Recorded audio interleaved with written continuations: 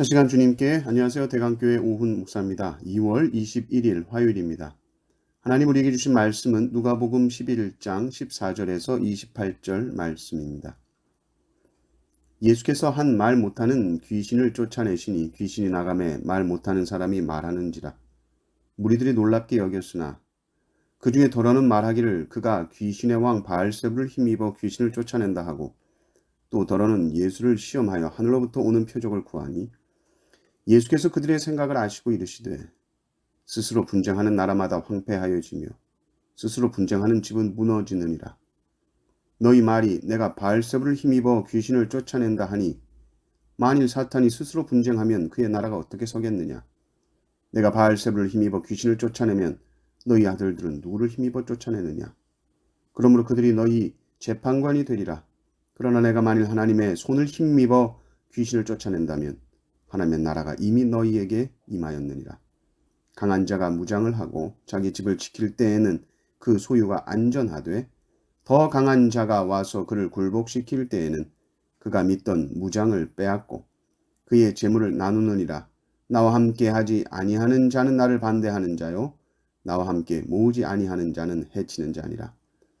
더러운 귀신이 사람에게서 나갔을 때에 물 없는 곳으로 다니며 쉬기를 구하되 얻지 못하고 이에 이르되 내가 나온 내 집으로 돌아가리라 하고, 가서 보니 그 집이 청소되고 수리되었거늘 이에 가서 저보다 더 악한 귀신 7을 데리고 들어가서 거하니 그 사람의 나중 형편이 전보다 더 심하게 되느니라. 이 말씀을 하실 때에 무리 중에서 한 여자가 음성을 높여 이르되 당신을 뵌 태와 당신을 먹인 젖이 복이 있나이다 하니, 예수께서 이르시되 오히려 하나님의 말씀을 듣고 지키는 자가 복이 있느니라 하시니라. 아멘. 복음서에 보면 예수님께서 귀신을 내쫓는 이야기가 많이 나옵니다. 오늘 이 귀신은 말 못하게 하는 귀신이다 이렇게 나오죠. 그 귀신을 예수님께서 쫓아내자 다시 말을 하게 됩니다. 그때 이 기적을 보고 있던 사람 중에 이 예수님의 능력이 귀신의 왕 바알세불이 준 능력이라고 말을 합니다. 예수님의 능력을 비방하는 것이고 무리들이 예수님의 능력을 찬양하지 못하도록 하는 것이죠. 예수님을 정죄하고 싶은 겁니다. 그런데 이들의 말은 예수가 귀신을 내쫓는데 그 주체가 귀신의 왕이다 이런 말이니까 주님은 이상한 거예요. 아니 이게 말이 되는가? 귀신의 나라가 있는데 그 왕이 귀신을 쫓아내버리면 그 나라가 존재할 수 있느냐? 망하는 것이지. 설 수가 없는 것 아니겠느냐? 여러분, 사람들은 편가리기를 좋아합니다. 우리 편이냐 아니냐.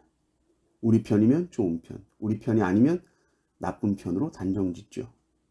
바리새인들은 예수님을 자기 편이라고 생각하지 않았습니다. 예수님을 싫어했습니다. 예수님을 시험해서 공경에 빠뜨리고 싶어 했죠.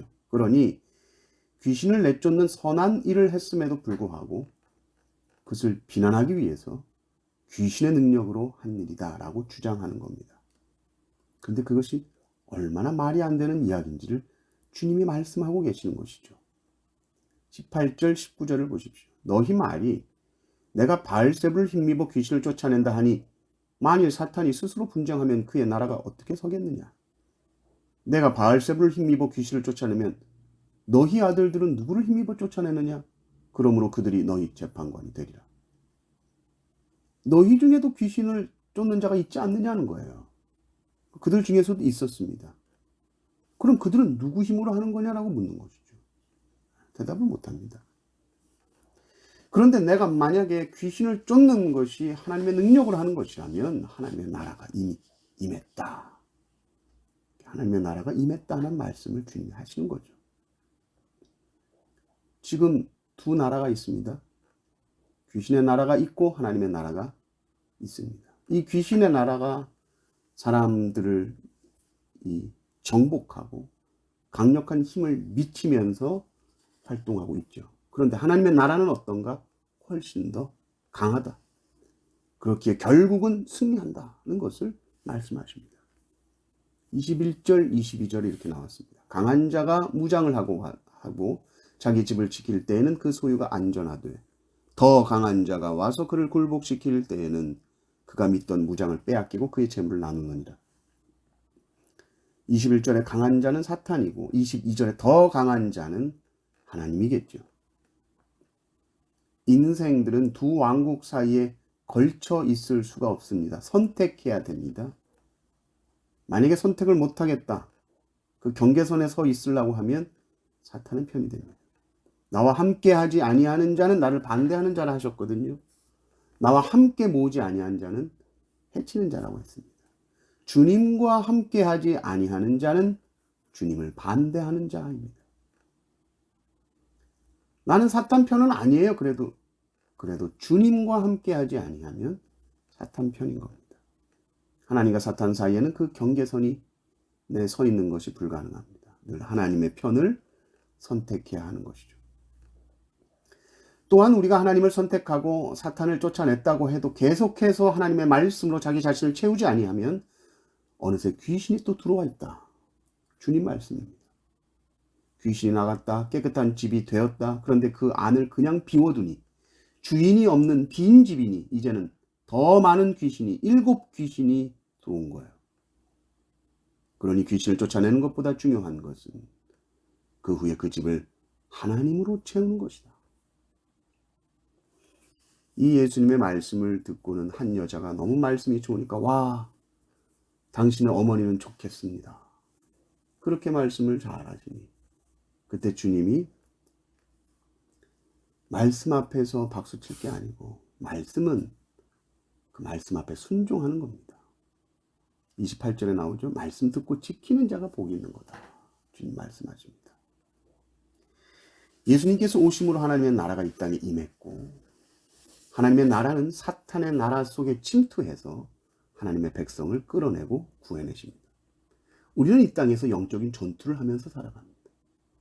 이 전쟁에서 승리하는 비결은 사령관이신 하나님의 말씀에 철저히 순종하며 따라가는 것이죠. 말씀이 없는 빈 공간이 우리에게 없도록. 그래서 허전해, 쓸쓸해. 그러면 그 빈 마음 속에 귀신이 들어옵니다. 우리가 그 빈 마음을 주님으로 채우지 아니하면, 하나님의 말씀으로 채우지 아니하면 사탄의 침투가 시작될 빌미를 제공하는 것이죠. 사탄의 나라를 침몰시키는 가장 강력한 무기인 하나님의 말씀으로 날마다 충만하게 채우십시오. 그것이 영적 전투에서 승리하는 비결인 줄 믿습니다. 이 능력으로 충만하시기를 주님의 이름으로 축원합니다. 아멘.